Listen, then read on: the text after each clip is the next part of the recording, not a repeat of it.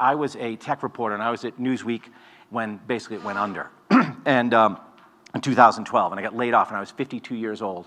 And I looked around, and it wasn't just that my company was going out of business, my business was going out of business. And I always wanted to work at a tech company. I always had this idea of working at a startup. They always seemed to be having so much more fun than we were, you know, the journalists. You know, you'd go visit these guys, and it looked like they're having a blast, right? Because they're all growing, the companies are making money, they're hiring rather than laying off. I had spent the last 10, 20 years in companies where you're always waiting for the next layoff. So I went to work at a place called HubSpot, which makes marketing software. And it was like, had every startup cliche. They're in Boston, so I didn't have to move. They had every startup cliche you can imagine. So we had the dogs in the office, we had nap rooms, we had beanbag chairs, which at age 52, you should not have conference rooms with beanbag chairs, because you can get into the beanbag chair, but you can't get back out. Like, there's no graceful way to get out of a beanbag chair, you know? So you'd see all these people kind of crawling around on all fours after a meeting, which I thought was very undignified. The average age was 26, literally half my age, right? And almost everybody was right out of college. They had these like bros who would they had a push-up club in the lobby at lunchtime, like doing their bro thing, like, do you even lift? And and I like to say, I very quickly realized it was like a blend, it was like a mix of a frat house, a Montessori kindergarten, and a Scientology compound, right? It was like all three things in once, right? And thank you. So, equal parts of each. They had a culture code. They loved culture. They wanted to talk about culture. We're going to make culture overt and explicit, and we're going to create a company that we love, right? And the culture code basically just defined what does it mean to be HubSpotty? How do you belong to the cult, right? Like, how do you fit in? And they had a couple acronyms, HEART and VORP. VORP was value over replacement player, which is comes from baseball, pro baseball. Like, why are we paying you more than what we could pay the average person to do your job, which is a cruel metric. And the other one, in my case, I thought they should have a negative VORP, because they were paying me a pretty good salary, and I did almost nothing, right? So, and HEART was, you had to be humble, effective, adaptable, remarkable, and transparent, right? And at one point, I had to have a review with my boss, who was a guy not in the 40s, say, but two grown men, and we had to sit in this little tiny room, and he had to give me a HEART score, and I got a 2. And I kind of thought, like, how has it happened that two grown men are sitting in a room having a discussion about such obvious, risible bullshit, right? Like this, you know, like, HEART, what's your HEART score? Like, but it sounded all scientific. Here's your number. We're a data-driven organization. Your HEART is a 2. I'm like, why? It should be a 0, right? I have no HEART, right? They had training when you joined, and they would talk about your superpower. Like, what's your superpower? And they would talk about this literally, and I would burst out laughing. I was a journalist, right? Like, I mean, you know, journalists really don't like this stuff.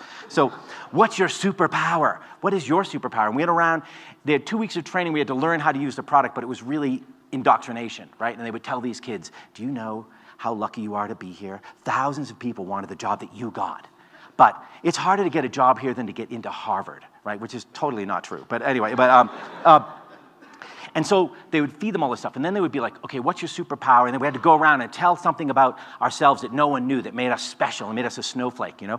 And I'm like, I don't really, you know, have anything, you know? And like, one guy was, I play in a heavy metal band on weekends. Like, oh, cool, you know? I was like, well, I'm the only one in this room who's had a colonoscopy, right? And they take a hose. You kids, you won't believe this, but trust me, this is coming for you, right? They take a hose, but they give you pills. You don't remember it, you know, but you know they did it, right? You know? And they're just looking at me like, dude, what is wrong with you? Like nobody laughs, right? Like nobody laughs, right? That was my superpower. I endured the colonoscopy, right? I'm the only one here who takes Lipitor. I have high cholesterol, so, you know. And then the main way to succeed was just to be enthusiastic. You didn't have to do anything. You just had to be a team player, like a total team player. You had to be GSD, get shit done. And this is a real chalkboard. HubSpot equals cool. Like, somebody at work just stopped on their way to get coffee and just wrote HubSpot equals cool on a chalkboard. Like, I don't know why, right? They had a slogan, 1 + 1 = 3, right?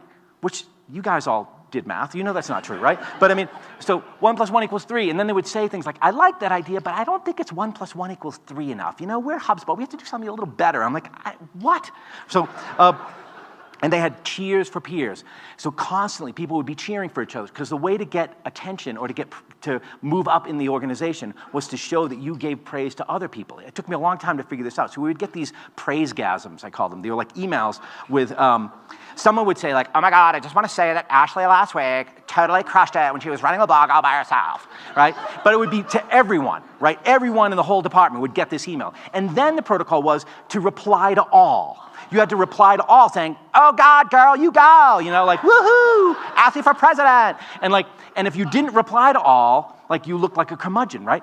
And then so your email would fill up with like 100 emails from people all saying the same shit to each other, right? And for a while I would ignore it. Then I thought like, I'm looking like a grumpy old guy. So I joined in and would be like, woohoo. And I'd put like 800 exclamation points, you know?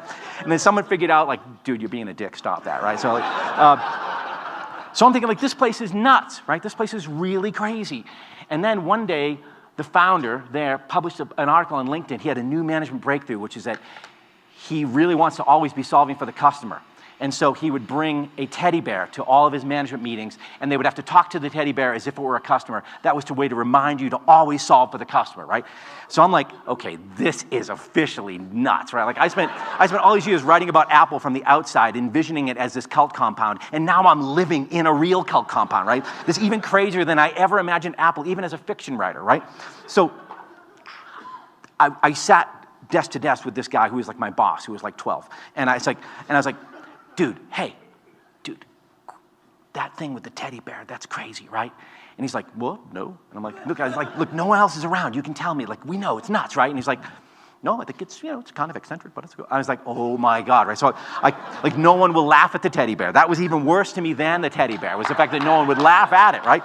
So I called a friend of mine who had left journalism and become a marketing guy, but had done it successfully, unlike me. And I said to him, I told him about the teddy bear, I showed him the article, I was like, is this normal? Like, man, is this what it's like in the corporate world? I didn't know, you know? And he's like, no, dude, this is Jonestown. Like, get out now. Like, run now. Like, you're sort of one step from having to drink Kool-Aid. Like, literally, they're gonna go around, you're gonna do the mass suicide, the white robes, the whole thing, right? So, and this is what, meanwhile, everybody else looked at, this is a real picture. And this is how they were every day. It was like being in La La Land. It was like people, like living in a musical. Everybody was really, really happy, right? And I was not, which makes you miserable. It's crazy making, because you're like, maybe something's wrong with me. Because they are all really, really happy. Maybe the world has changed, and now people bring teddy bears to work, and that's cool, and that's normal, right? But as time went on, I realized, I'm going the wrong way. In fact, it wasn't. People weren't happy. When they did studies and they did surveys, they did relentless happiness surveys. They had very high turnover and very low morale. And that puzzled me too, but then I realized there were two cultures. There was a surface culture, which is all that crap. Then there was a real culture, right? And the real culture was that they had this huge sales boiler room, this telemarketing boiler room, where they put me in for a while to punish me for asking for a new job. It was like really, really loud, and I had to listen to this guy named Noisy Pete all day long, get on the phone and say the same script over and over. Hey, Bob, how's it going down in Orlando? How's the weather down there? Yeah, great. Hey, what's your marketing plan for this year? And they click, hang up.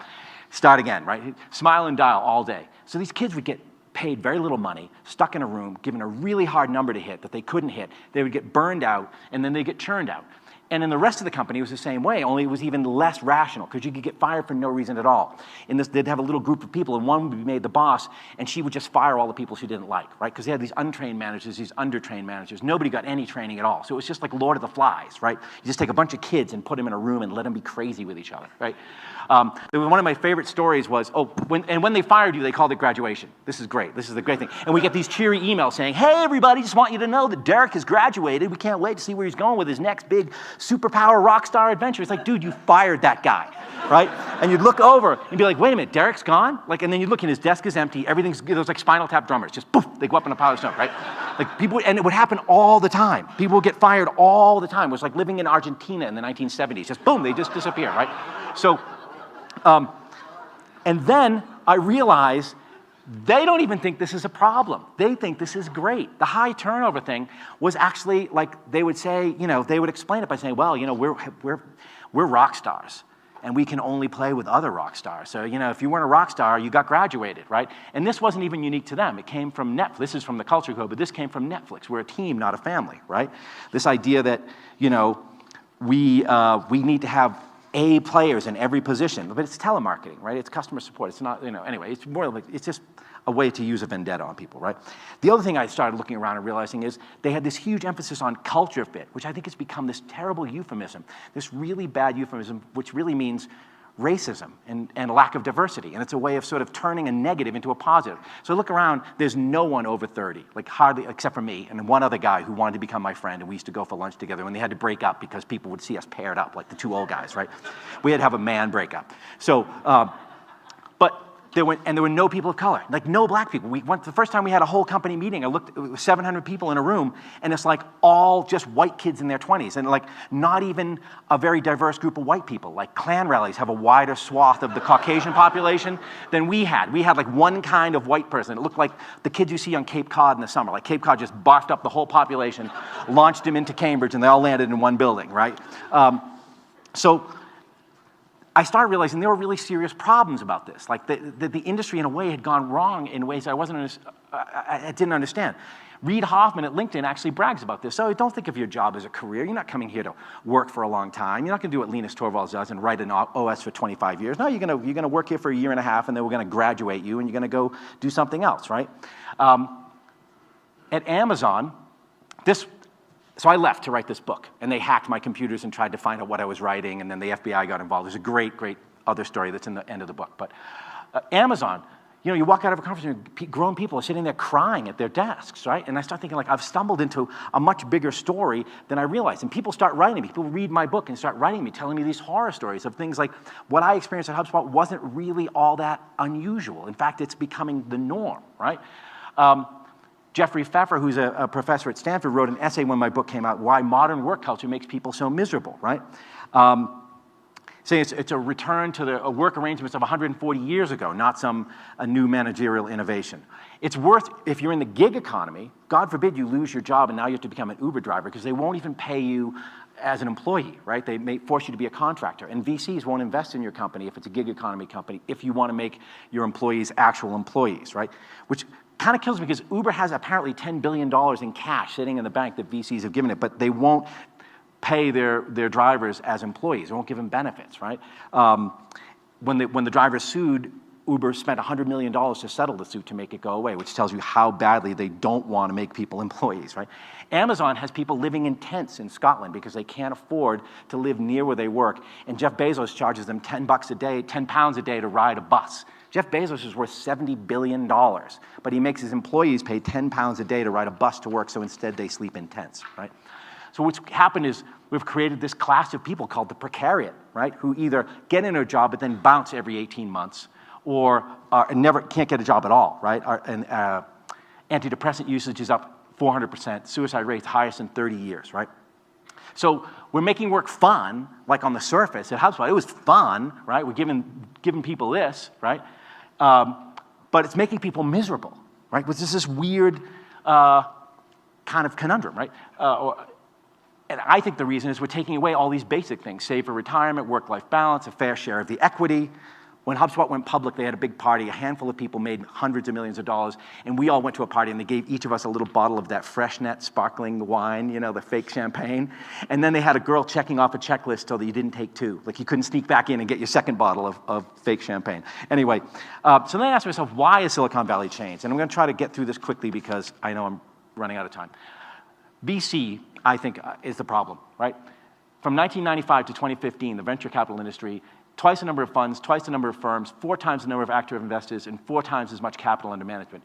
If you go back prior to 95, I haven't been able to do this analysis yet, I think it's way, way more dramatic, right? But this is basically the beginning of the dot-com explosion, right? Netscape's IPO.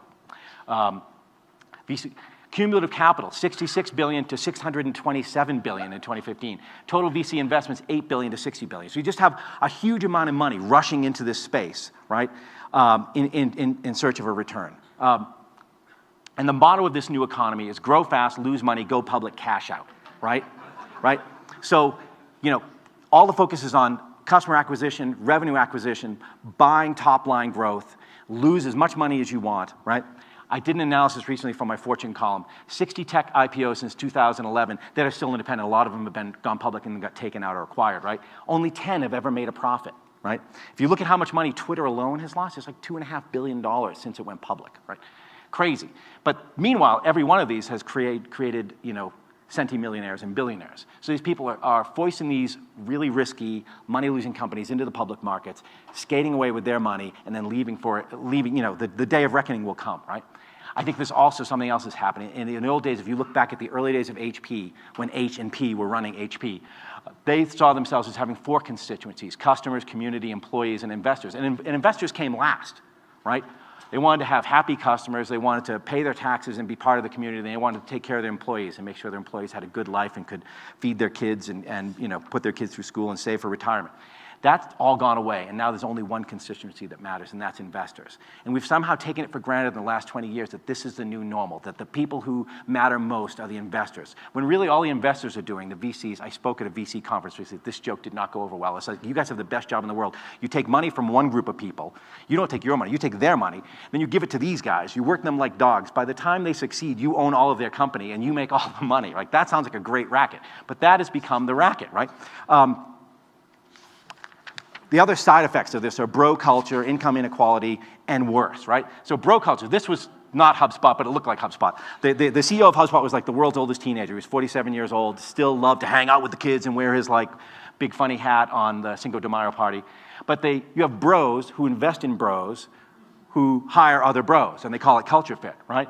They have this frat house culture. They have go for a beer as a basis of hiring. Like, I like to hire someone that I want to have a beer with after work, which is the stupidest reason to hire anyone ever, right? Like, thank you. But they will actually say this. At HubSpot, when I got hired, they said, I like to hire a guy I want to go. I was like, I don't drink, and I'm never going for a beer with you because you're an asshole, but I still want to work here, right? But no, but that is like the reason they give to hire people, right? And you have CEOs who have no experience and they have no adult supervision. In the old days meaning like Google, even Google had to hire Eric Schmidt or the VCs wouldn't put the money in, right? Now the idea is, no, just let Evan Spiegel go at it with Snap, right? So you have that, and then you have bias on every vector: age, race, gender, right? HubSpot had, like I said, nobody my age, no one of color, and then there were a lot of women, but they only got this high. No women in any power. You look at the management page, I have a couple of funny slides that I didn't put in here. If you go through a list of every management team in tech, white guys, white guys, white guys, and it looks like they were all made in the same white guy lab, like they were all hatched from the same kind of egg. They don't even look like different kinds of white guys, right? Income inequality. This is, I think, another factor of skewing all the return to those investors and letting them skate away and not dispersing the money out throughout all the employees. For example, Uber, the taxi market is, let's say it's a $100 billion market globally. It's $100 billion, but it's spread among thousands and thousands or millions of little companies, right, and individuals. Uber replaces that, has a $60 billion market cap, and that $60 billion will be in the hands of maybe 100 people, right, when they finally go public. 8 men control as much wealth as half of the world. This number came out recently. A few years ago, it was a few hundred, which was already pretty appalling, right? But now it's down to 8. The other thing to notice, I think, since we're at an open source conference, is that 2 of these guys are made their money in the old world of closed source software, which was probably the greatest racket ever invented on planet Earth, right? But most of them are techies, even Bloomberg, if you count him, right? CEO to worker compensation ratio. This is a really interesting chart because you see it go, back in 65 it was 20x, and it crept up through the 70s, through the 80s, and then look where it peaks, 2000, the height of the dot-com mania. Boom, look who's making all the money, the CEOs, 376. And then you think, okay, the crash comes, everything will settle back down, but it doesn't. It comes back down to 300 now. So it's basically, it went way off the rails and then stayed there. And then worse, right? To recap, I think the financialization of the economy, where the finance industry now is 20% of GDP, leads to only investors matter, leads to 8 men control half as much money as half the world, control as much money as half the world, leads to the precariat, this angry mob of people who have nothing, right? Which leads to this, Brexit and, he who shall not be named, right? But the precariat, I think, lashed out. People lashed out. People realized they're getting screwed, and they lashed out at the ballot box. It was the last bit of power people have. Is I may not have any money, I may not have a pension, I may not have health insurance, but I got one thing that even Larry Ellison has is I have a vote. I have as much of a vote as Larry Ellison, and I'm going to use it, and I'm going to screw you with it, right? So if we keep going in this direction, I think we end up here. This is a guy who made a lot of money on Amazon, one of the early investors, who 2 years ago said, the pitchforks are coming for us. This is a story from the New Yorker recently, Doomsday Prep for the Super Rich, which I highly recommend you read. Evan Osnos wrote this thing about how people like Peter Thiel are now bugging out for New Zealand and making bolt holes, right? Trying to escape from the mess they've created. Like, instead of taking their billions of dollars and trying to fix the system we have by paying taxes. Apple has $264 billion in cash sitting outside the country and won't bring it back unless they get a special break. Why don't they want to pay taxes? Then they complain, we don't have any STEM grads. We'll pay your fucking taxes, right? So, fix your schools, right? So instead, they're going to bolt hole out, and they're going to live in New Zealand. They're going to live in bunkers, right? Seriously, they're going to live in bunkers with their billions of dollars, which to me is insane, right? Which is another way of saying, I came around to realize Richard Stallman was right? Like, after all those years, I made fun of Richard Stallman. I'm like, oh my God, I've turned into Stallman, right? I'm 56 years old now. I've become Richard Stallman. You're supposed to become more conservative as you get older. I've become a crazy Bernie Sanders liberal, right? But I think Stallman did see this. Stallman saw what happens with Microsoft. Where does that lead to? Yeah, Bill Gates becomes the richest guy on earth. And you have this income inequality, you have this disparity, and you have this huge mass of people who rise up and create problems for all of us, right? We make this joke on Silicon Valley. I don't want to live in a world where someone else makes the world a better place better than we do. And we kind of make a joke about how techies all talk about making the world a better place.